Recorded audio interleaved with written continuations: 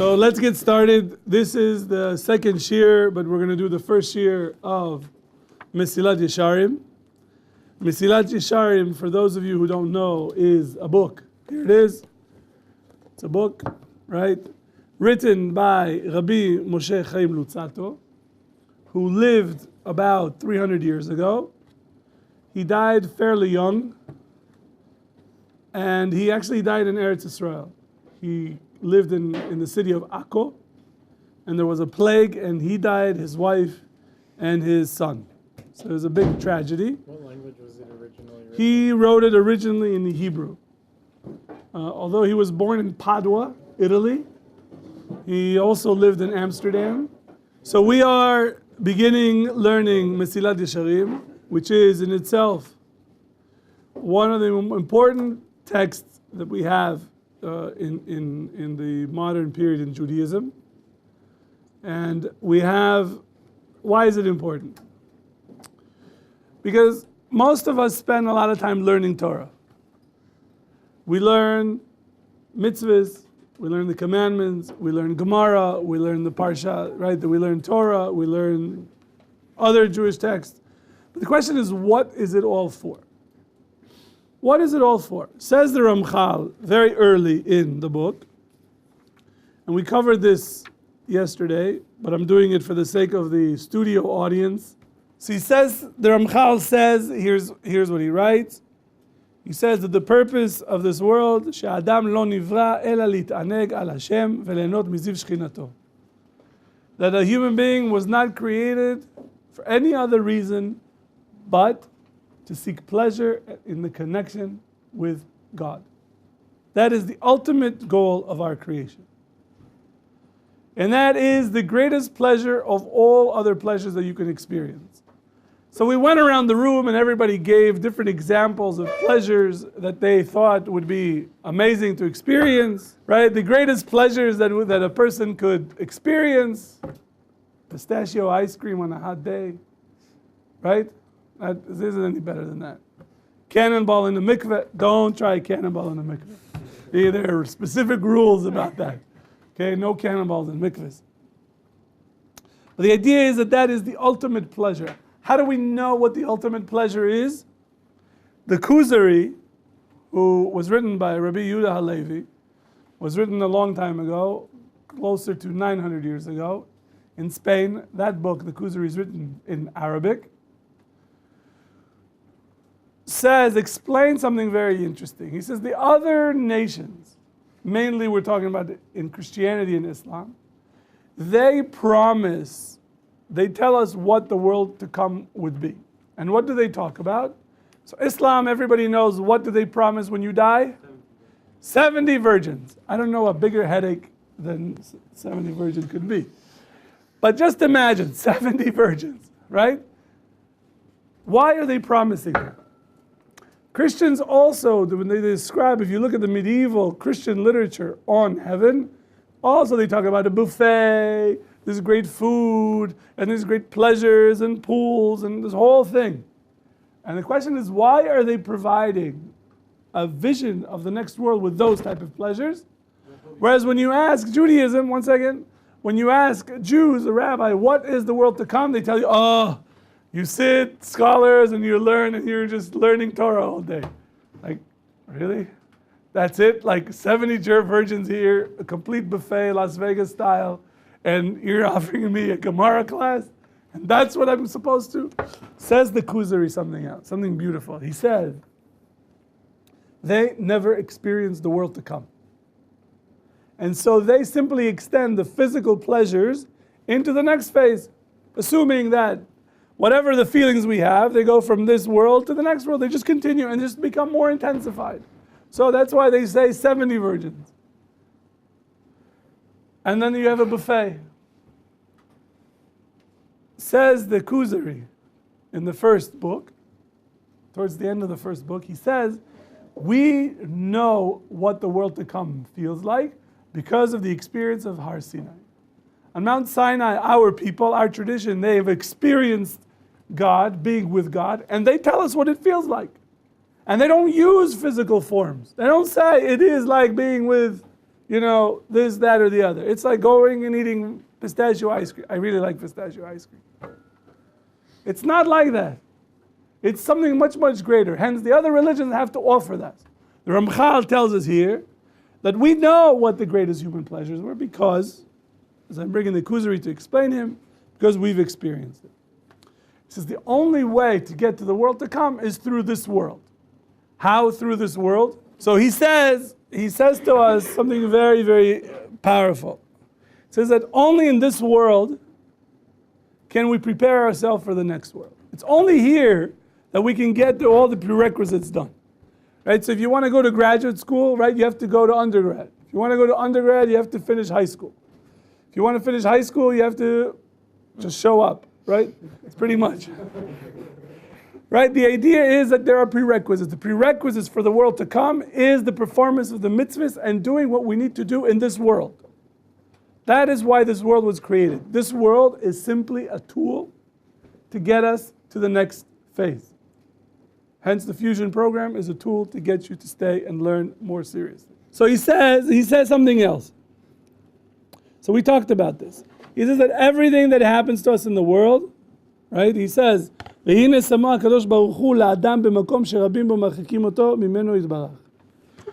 Kadosh Baruch Hu puts a man in a situation where lots of things are going to draw him away from God.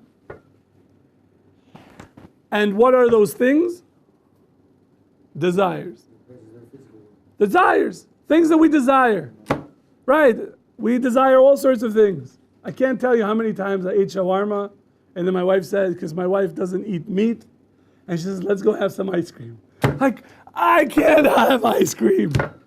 She says, you can have the parv stuff. That's not ice cream. Right? Ice cream means it's cream. Pistachio ice cream. Okay, I guess I should let it go, right?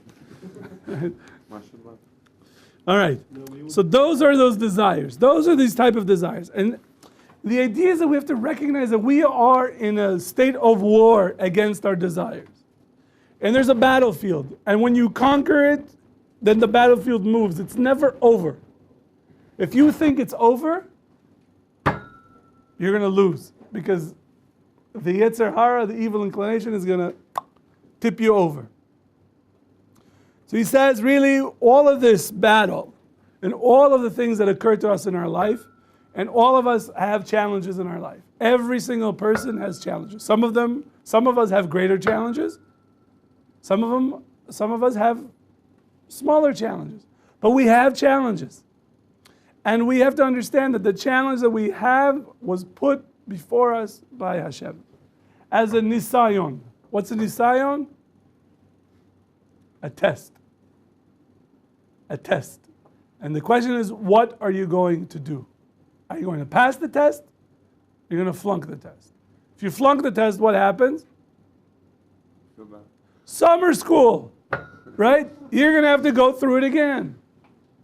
Why? Because the whole point of what Hashem is trying to do is to get us to become better and better neshamas, better and better people, better and purer souls.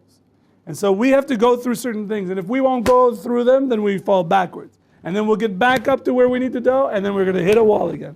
And the question is, how long are we going to hit the wall before we decide to make the right decision? How long is it going to take? A year? A week? 5 years? 10 years? How long? Let's hope not. Let's hope not. So he says that is sort of the battle. We have to understand that that's what we're dealing with. So when you are attracted, connected to the physical world, you are moving away from Hashem. When you are resigning from the physical world, you are connecting to Hashem. The body and the soul are sort of on a seesaw. The higher the soul goes, the weaker the body goes. The higher the body goes, the weaker the soul goes. That's how it's sort of on a seesaw. And you decide. It's up to you. You have choices. You have choices. Yeah. Should you not be trying to seek balance? No. No. The very aspect of a balance, there is no balance. You have to understand that you have to meet the needs of the body, but not the desires of the body. The needs. You need to sleep? Yes. You need to go to the bathroom? Yes. You need to eat? Yes. You need to drink? Yeah. You need to get married because you need the companionship. You need to have, yes, you have to. You have to recognize that. But the Ramban says in Parshat Kedoshim, you have to understand that you should put boundaries even when you are fulfilling what your bodily needs are. We live in a culture, right? We call it this consumerism. What does consumerism mean? That people buy stuff just to buy. And they seek pleasure in buying things. Right? When you go to a mall, you see all these things and you have it like, oh, I need this. You actually don't need any of this. You really don't. So one time I went with my kids, I don't remember what I needed to buy. And we were there and I said to my daughter, I said, look at all the things that we don't need. And they went around, my daughter went and said, yeah, we don't need this, we don't need this, we don't need this. You should try that. Look at the world around you and figure out what are the things that you need and what are the things that you want. And you will see there's a big gap. And that is a really good tool to understand of how when you leave yeshiva, when you go to the real world, so yeah, you're going to make 6 figures. Okay, great. You're making $120,000 a year, plus benefits. You're living in a nice apartment. Now what? And you will see that slowly and slowly you will be adding things that you will think you actually need. And they're not things that you need, they're things that you want. Right, Jeremy? Okay. So the idea is that we have to be aware that we're in a state of battle, and we have to be very, very careful and move ahead. Okay. Questions? Comments? Good. So there are periods that our life is going to be like, on a pool. You're like sunbathing on a pool, everything is nice, tranquilo, as they say in Miami, everything is going well. And then sometimes things are completely upside down. You're on a roller coaster, you have no control. What the Ramchal is saying in the first chapter is that you have to understand that both of them are tests. The question is, what are you going to do in each situation? When things get bad, what are you going to do? When things get nice and comfortable, are you still going to maintain the same vigilance, the same connection to Hashem that you had when things are bad? There are some people, when things are bad, they turn to God. There are people who say when things are bad, they turn away from God. Where is the consistency? Where's the consistency? Do you believe in Hashem? You're connected to Him? Then be consistent. It doesn't matter what happened. Yeah, you hurt your foot. Or you lost your job. So what?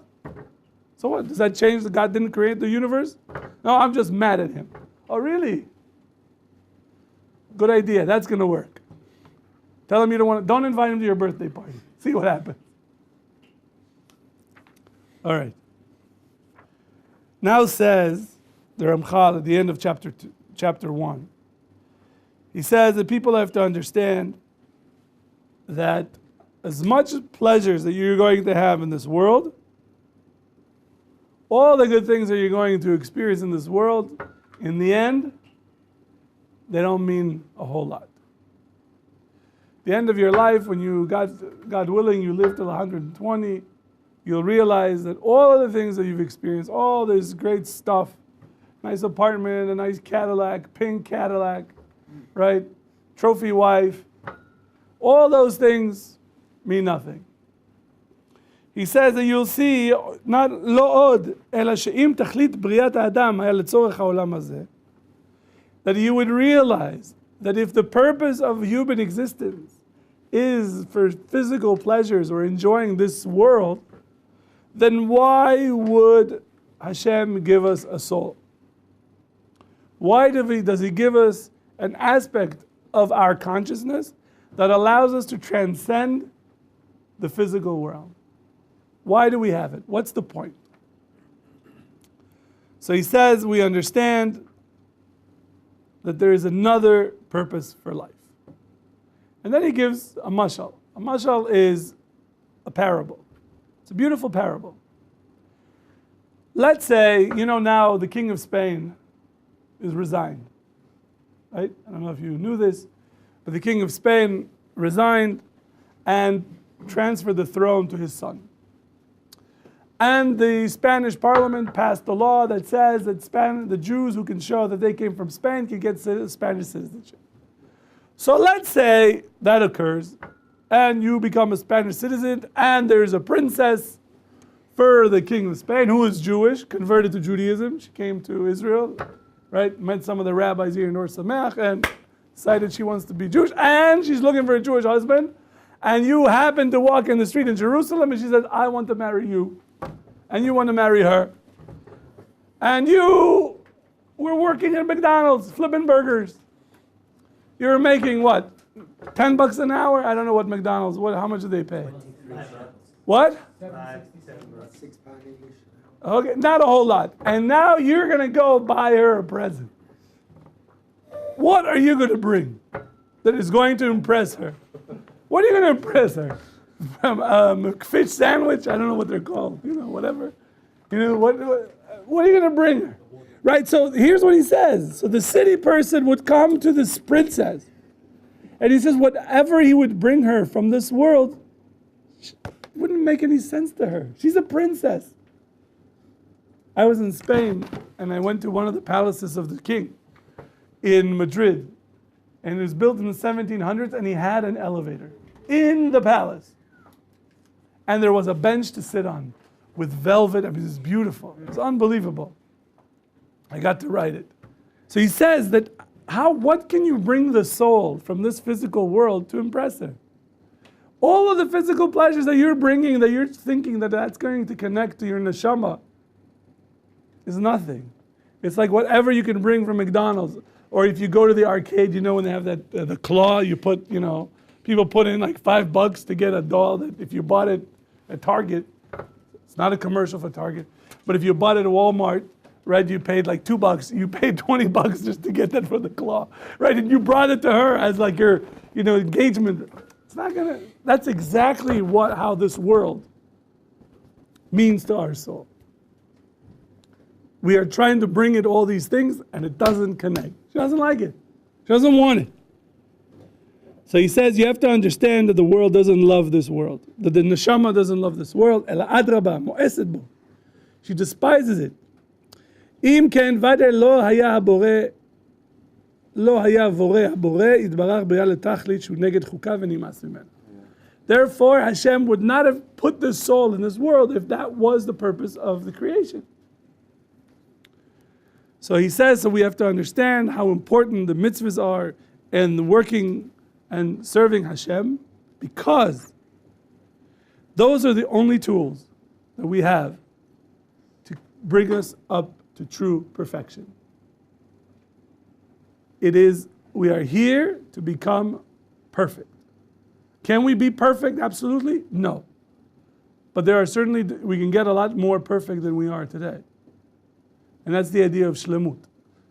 Being more complete, adding more and more aspects, fixing, correcting, honing more of our moral characteristics to become a better and better person. Why? Because we are capable.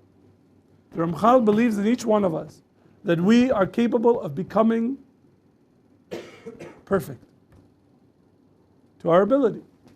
All of us have different abilities, but we can all maximize our abilities to become closer and closer to Hashem. And the only way to get closer to Hashem is through shlemut, being more and more complete, more and more full.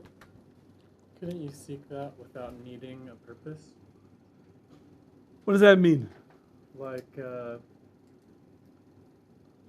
you don't need this God-given purpose to want to seek perfection and be a better person. Okay, so somebody says, I want to be a better person. Perfect. I want to be a better person. I want to be perfected. The question to ask is, by which standard are you going to seek the perfection? That is, without the Torah, you don't have any absolutes to follow. So what are you going to decide? How are you going to decide in every situation what is the right or wrong position to take? Based on logic and the world around you and your parents. But that you assume that there's no desires. So you have desires. That's what the Ramchal is saying. That is, when you have desires that pull you in different directions, you have to understand that your mind is not a free tool. it is also being used by your desires to get what they want. People rationalize all sorts of behaviors. I talk to people who smoke. I don't get it. I don't get it. But they say, yeah, well, somebody told me the other day, this was the best. Nobody dies from cancer. Nobody dies from smoking. I said, really? Yeah, they don't. There's no medical proof that smoking leads to cancer. No. I said, did you look on the box? It says you will die. It's in 40 years. Okay. Really? Right? I mean, I just read a study that says that people who use pot, there's a, what was it? That it affects their sperm count. And there's studies and studies. It's like, okay, so now, like, you want to have children? You better put down the funny little cigarettes. Right? I mean, but people say, it's only one study, it's only this. I do that all the time. People tell me, you should watch what you eat. You be forget it. They tell you you can't eat this, you can eat whatever the Torah allows you to do. But because our mind does work for the desires if you don't have a control over the desires. If you don't have a plumb line, right, the laser, when you do a ceiling, right, you have a laser line, tells you that is the plumb line. That is where you need to be flush. You don't know where you are. You're all over the place.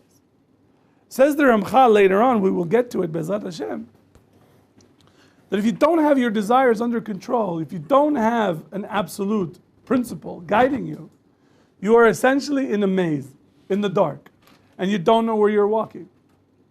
Because you don't have a principle, you don't even have a flashlight. It is the Torah, it's only through the Torah that tells you, this is the behavior, this is wrong, and this is right. Perfection means in this category. You are not there with regard to this, that, and this. With those, yes, you are. So then you can say, but a person who says, I want to be a better person. Great. Can you be good without God? It's not so simple to say yes. Because what's your definition of good? What if your construct in your head of good matches the Torah almost like... If you're constructing it yourself, then it can't match the Torah. Because that assumes that the Torah, who is infinite, and your mind is finite, to say that the finite was able to capture what the infinite is, I would say there's a step here missing. As if we tested more and more of your conception in your mind, you will realize that you are off. And it's enough that you're off by 1 degree. Why? Because if you take the 1 degree difference and apply it to every action that you perform a day, every thought you have, every emotion you have, every word that comes out of your mouth, that 1 degree difference is going to be miles and miles away in a matter of a week. Like you could convince yourself like current science nutrition is much better than just keeping kosher. Good. Look, kashrus is very clear. Kashrus is not connected to health. Because what if tomorrow they find that there's a study and everybody agrees, like this is Harvard, they verify rigorous verification that proved that eating kosher is bad for you. So does that mean that we would stop? Chas v'shalom. It's bad physically, but Chas v'shalom. The Torah says we eat kosher. We eat kosher. Somebody came to my house and said, Orthodox Jews, carbon footprint is bigger than you guys waste more energy than non-food people. I said, how so? They said, because you leave the lights on. I said, I don't drive a car 60 days out of the year. That's 2 months. You drive. Who? What? No, think about it. 60 days. There's what? There's 52 Shabbases plus holidays, right? And if you're living in America, it's 2 days. You've got more than 60 days. Considering how small the population of Jews in the world, I think we probably got around 60 days. See, so figure 60 days, 2 months out of the year, my car sits in the garage. And because of the light bulb. But it's not. Do you see, it has nothing to do with thinking about it. It's because, let's stick it. Yeah.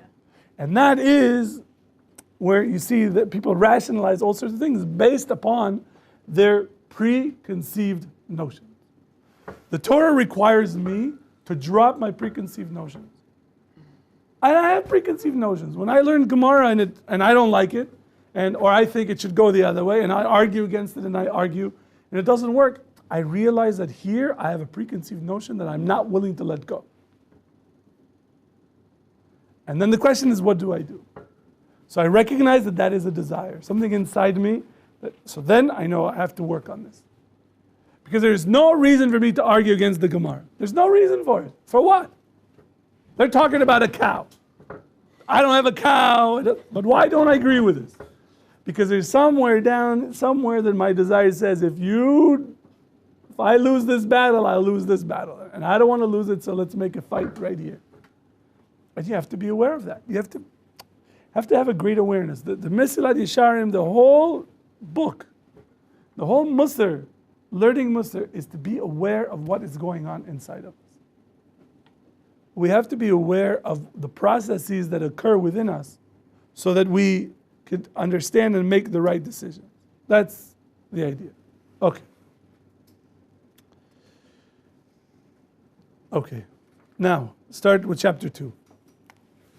Chapter 2, the Ramchal talks about the first stage in our perfection, in our life skills acquisition. And it's called Zihirut. Zihirut really means to be careful. A person who is Zahir means that he treads very lightly. He is paying attention to all the details. He says the person who is Nizhar is under the Zihirut that is working on this aspect. Pays careful attention on all his maisim and inyanim. All his actions and all the matters that affect him. He's paying attention. And he asks this question, what am I doing? Is it good or is it bad? Right? That's what he does. Hatovim hem im lo levilti azov nafsho lesakanat avadon. And why does he have to do this? Because he understands that his soul is on the line. It's not simply a matter of playing checkers, because people take chess very seriously. But checkers, people are like this, right? This is serious business. You have one soul, you're here, one life. You talk about reincarnation of souls in another class. But you got one shot. And the action that you have in front of you can either make it or break it, right? The Rambam says that a person should always look at himself as a Beinoni, that is, there's scales, all your evil deeds or bad deeds are on one side, all your good deeds are on another, and you should always imagine that they are just perfectly scaled. And by one act, you could tip it to the good or tip it to the bad. And when you tip it to the bad, you could destroy not only your life, but your city's life, because the city could also be like this. And there's one act from one person could tip it to the good. And the same thing with the world. That is, this is serious business. There are lives at stake here. And he says to Ramchal that that's how the Midat Zirut, of being careful, treading lightly, paying attention, that is really how we should look. That we should not go according to our habits in the dark. We all have habits. Every single one of us. And the question is, when do we evaluate our habits? When do we say that this habit needs to change? He says there are some times, he says, if you think about this rationally, you will agree that you have to save yourself and save your soul from destruction. So why would you look away from saving yourself? And he says there's nothing more evil than this. There's nothing. If you recognize that really you have an ability to perfect yourself and to protect your soul and make yourself a better person, and by not doing so, you're making yourself much, much worse, God forbid, maybe destroying your own soul, then why in God's name would you do anything different? Then he says, if you do that, if you ignore, and you act based on your essential desires, he says you are worse than animals. Why do you think you're worse than animals? Because they don't have free choice. Animals don't have free will. Okay, that's a good answer. What else? Animals work on instinct, right? Fright or flight, right? You come to, there was a dog on the train this morning, and every time the door opened, the dog wanted to get out. And the owner was really getting mad at the dog. And I feel like bad for the dog. It's a dog. You put him in a train, it's used to doors opening, it goes out. You expect the dog to read the station signs and understand the Arabic, Hebrew, and English of when to get off and when to get on?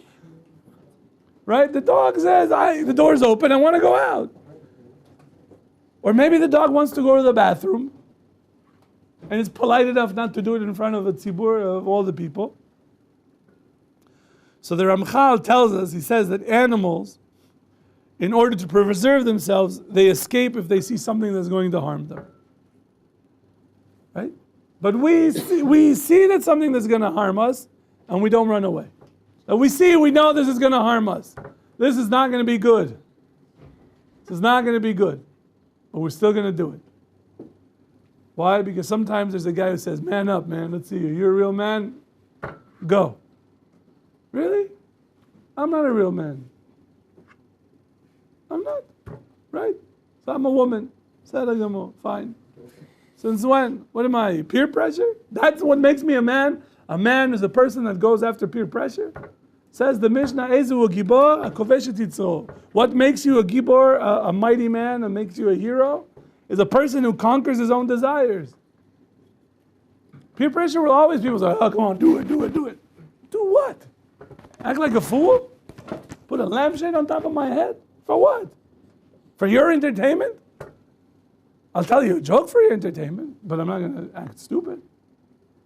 Ramchal is saying that animals act in a certain way based on instinct because they're trying to save themselves. We know that we should save ourselves and do something different, yet we still do the bad, we choose the bad.